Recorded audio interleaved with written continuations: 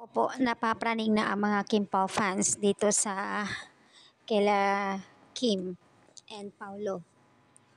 Although, nag-IG story nga itong si Kim pero sa ganap pa ito ng ASAP, California. Sa mga ganap nila, new update wala pa. Ano nga ba raw ang nangyari? First time ever ha. Curious ang mga netizens, lalo ang mga Kim Pao fans na curious dito. Mga solid Kim, ngayon lang ba talaga nawala si Kim ng ganyan? Like, yung nasa bakasyon siya pero hindi siya nag-update kung anong ganap niya or nasaan siya. Kasi every time naman na may ganap ang EBS sa ibang bansa pero nag-update sila papunta ng ibang bansa, nag-update din sila sa airport na pauwi na. Pero ngayon, one week na, binibilang talaga ng mga Kim Pao fans na ilang days na nga after ng ASAP California, hindi na sila nag-update.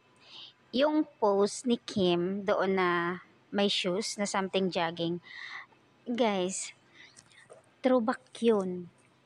Throwback post yun. Kasi nung bago mag-ASAP California, bago mag-ASAP, nag-jogging na sila noon. Yun din yung post nila Kim Pao kasama si David Milan. So, totally wala silang bagong update talaga. Yung mga pinost nila sa ganap yun ng ASAP.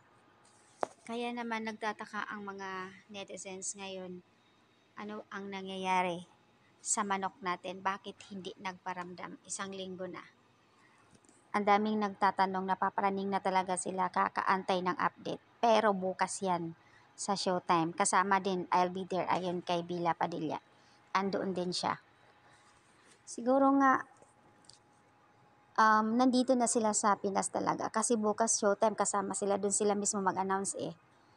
Andito na sila, hindi lang nagpapakuha ng video or talagang sikreto yung pagdating nila. Siguro nga surprise o either gusto nila magpahinga muna. Kaya ayan. Sana kahit ganun lang ulit. Pero ngayon wala talaga as in. But anyway, much better na din kung magiging private na siya.